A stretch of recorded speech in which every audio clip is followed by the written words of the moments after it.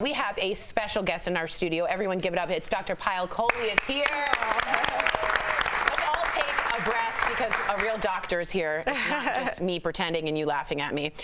We are here to answer amen, about your questions about the coronavirus. Thank you for being here. First off, we want to talk about this thing called emotional contagion, which is usually what I have after a bad day at work. But I want to know, how can it impact our reaction to the coronavirus? What is this? So a very important topic to talk about. So virus can affect our society in two ways. One is the physical contagion, which is what we've all been talking about. How do you catch it?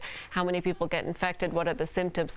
The second, which is actually worse sometimes, is the emotional contagion. And what that means is that emotions can be contagious. So if I started laughing, it would make you laugh. Yeah. If I ran for fear, it might make you a little bit fearful. And the idea is that during an outbreak, one person's emotions or behaviors or a community's emotions or behaviors can affect a whole bunch of people. And that's what we're seeing happening. Wow. So the virus is causing this panic or fear to spread through our community, and that can impact our judgment. Which one's worse? Well, the nice thing about emotional contagion is that it's within our control. We can't do anything about the virus, but we can do things about our response to the virus. And the positive emotions are just as contagious as the negative ones. So if we start to look at the information that we're receiving every single day, nonstop, as a source of empowerment, information is power, change our behavior, this actually reverses the process of emotional contagion to make it a positive thing. Wow, that's a great idea. Knowledge is power. I love that. Yeah. Yeah. We all do. Let's move on. I got so many questions. Oh, I'm sorry. It's me too. Yeah. We know DB Nation has a lot of them. I'm very, very sorry. Go ahead, Erica. Well, Veronica asks, if someone thinks they might be infected with coronavirus, what should they do? A very important question, Veronica. So the first thing to do if you're at work is to go home right away. If you're at home, isolate yourself from your friends and family members. Put on a mask. We keep saying masks don't work, but the people that they work on are the ones that may have the virus because it keeps all the droplets close to them. Don't interact with your pets, because this is a virus that can infect animals. We don't know yet if this particular strain can infect your animal, but the CDC recommends not interacting with your pets. And then call your doctor or your emergency room before you show up so they can be ready for you. When you drive there, see if you can go alone, because you don't want to be in a closed compartment with somebody else who you're almost certainly going to infect. Wow. And I kind of want to get back to that, but Damon asks, will warmer weather stop the spread of this virus? People thinking the regular virus is going down because winter is over. Is it the same with the coronavirus? We are all hoping that it will, but the answer to that question is we don't know. So the best we can tell is a SARS virus, which is about 75 to 80% genetically identical to this one, did actually start to taper in the summer months. So that started in November 2002, peaked in March or April, where we're at now, and by July it was contained. Okay. What's discouraging about this virus is that it has been in some warmer climates in Singapore, in the southern hemisphere, where they're having summer right now. We just don't have enough data to know whether this will help containment, but we're very optimistic. All right, Bob asks, I'm the older person in the at-risk category. I want to know what precautions I should be taking and what can I do to protect myself. I think a lot of us have parents or grandparents in this situation. And I would say these precautions apply to every one of us, even the ones who are not in the higher risk category. And there's two levels of precautions. One is what you can do as an individual, and the second is what you can do as a community. So as an individual, it's all the things we've been talking about: hand hygiene, wiping down those surfaces, covering your cough and sneeze, staying home from work if you're not well. But in the last couple of days, we have really seen a big shift in the CDC and the WHO's advice, and we're now talking about, as a community, staying away from each other. So that is, I want to acknowledge that. There's a big change here. We want to make some big behavioral changes now from before. Huge change. And Dr. Fauci, who's the director of the National Institutes of Health Infectious Disease Department, came on yesterday and said, even if there's 0 cases in your state, you should be doing this, which means avoiding public events, large gatherings, concerts, travel, cruise ships, anywhere that has the potential to spread the virus. And the reason the healthy people need to be avoiding it is not because of their own personal risk, but because they're a vector or a way for the virus to get to the sicker people in our society, our parents, our grandparents, the elderly people. We kind of spoke about this earlier, Dr. Kohli, but I did want to ask you, so if we have a viewer named Cece and she wants to know, so should she avoid things like concerts and basketball games? Would you say just avoid them, or would you say go there but be conscious of washing your hands and not touching things? So in the last few days, we've had a major shift. shift. At this point, we're all hankering down, and as Dr. Fauci said, all hands on deck. Everybody's got to avoid the big gatherings, because if some people start to go, they'll still spread the virus, so we all got to do this together. And again, we're not doing it because our individual risk is high. We're doing it because we're trying to control the spread of the virus. And again, I just want to ask this question. There was a curve that they showed that this is exponentially how they're getting it. And what Dr. Fauci and you seem to be saying is if we can stay inside, we flatten the curve. Right. And so the peak of the curve tells us that we may outstrip our medical resources. And that's what we worry about. Because if all of us get the virus at the exact same time, 20% of us will end up in the hospital. 80% will be okay, but 20% will be in the hospital. 20% of Americans needing hospital beds at the same time is not going to be possible. Okay. Right. So we need to flatten it out so that we can space it out. And in the meantime, we're working on the vaccine and the antivirals for it. That's amazing. I thought it was interesting what you said earlier, just to that tone, because if we all get it at once, we're going to run out of nurses, healthcare professionals, supplies. Right. But if we shut down the government, which is going to be pretty much impossible, for 2 weeks, this virus is dead. Yeah, so that's an interesting thought experiment. So if everybody just got locked into their house for 2 weeks around the entire world, and there were no new cases, this entire thing would be gone in 2 to 3 weeks. Because the people who have the infection right now would clear the infection, get better, get worse, and there would be no new cases. Wow. So as long as Netflix doesn't get the coronavirus, we're all good to go. Really quickly, Dr. Kohli, a lot of our viewers are at home with older family and maybe just themselves. If you could just summate it in just 1 or 2 sentences, how can you calm their fears just talking to somebody one-on-one if they don't have the ability to talk to a doctor? Like, what should they tell us to be like, Grandpa, it's okay because?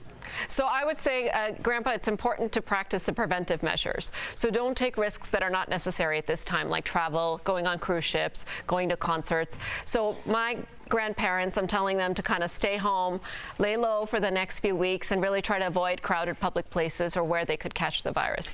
Yeah, so even like travel domestically, if you don't really have to, you shouldn't really do it. You shouldn't. And, you know, a few weeks ago was a different situation. Right. We were saying only that high-risk group shouldn't travel.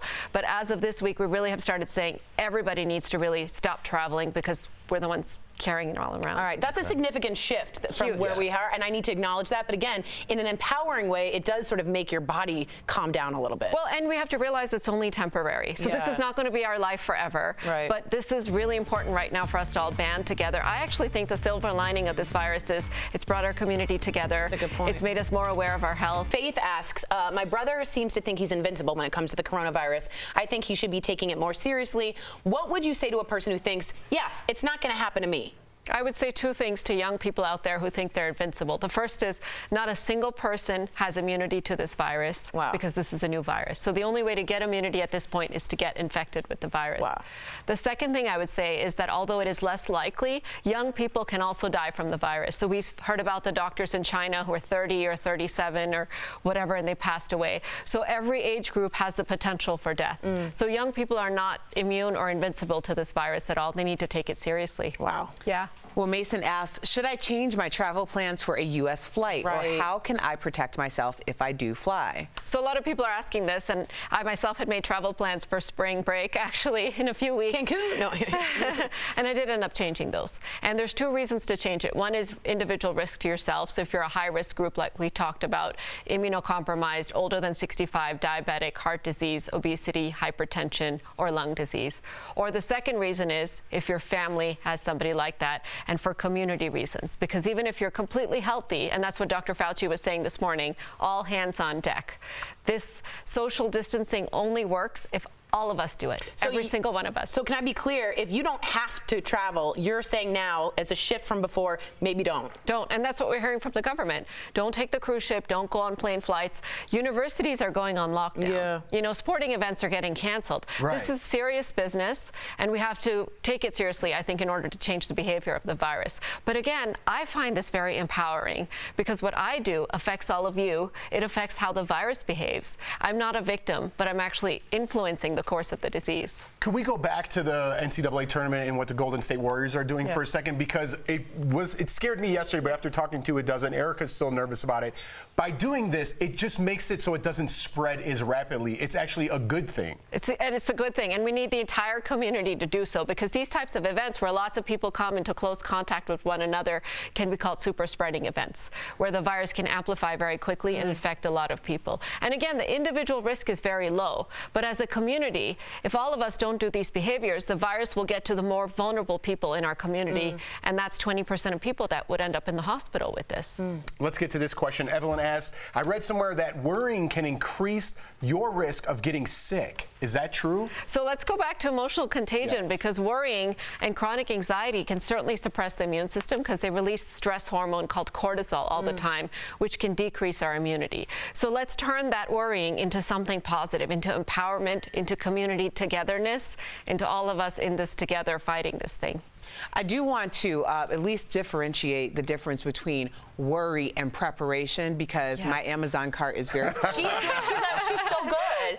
She's got like chili coming, and I'm like, I've got one thing of spinach dip. Well, we're all going to go to her house. Both of those are no good to prep. Well, hey, if you have to be, because we had the conversation, and other communities have had to quarantine. People have needed to quarantine. Absolutely. So you need to be prepared. Excellent point. Preparedness is critical, and I can't emphasize that enough. So I would say prescription pills for 2 to 3 months on hand, and household supplies for a month. Just in case, in 2 or 3 weeks, we hear from the government, everybody stay in your homes for 2 weeks until this thing dies out. That may happen, and so preparedness is critical. And could you explain that in theory, if everybody did stay home for 2 weeks, that the coronavirus would be dead? So if 100% of people stayed home and there were no new cases, meaning no person-to-person transmission, the virus would go away. Because the way this virus spreads is through us, through our behaviors, through people. It can't spread on its own. So you really need people contacting each other and, you know, shaking hands and doing those types of behaviors in order for it to spread. And that's part of the reason the government has really stepped up this social distancing, because that's going to change the way that it spreads. Wow. My introverts around the world are like, yes. So happy. So It makes me feel better talking to you, because I was, you know, on the Dr. Drew bandwagon of don't worry about this, but I wouldn't say worry, but be concerned about it. Maybe prepare for it, like you were saying. Don't be ignorant to the fact. I think information is power. Right. I think this is a serious situation. And again, I think one of our best defenses is coming together as a community and changing our behavior. It can't just be life as usual for the next few weeks until this thing settles down. And that's a sacrifice we all just have to get used to, that, or you have to prepare for that. But again, do it with a sense of control and not a panic. Yep. All right. Exactly. Well, I love you guys, but I love hearing from a doctor. Yeah, she's much better. Thank you, Dr. Kohli. You're answering more questions in the commercial break. Everyone tune in to our live feeds on Facebook and YouTube. You guys, we're going to answer some questions on there. Yes. And again, no panic, just preservation and precautions, right? That's exactly right. There we go.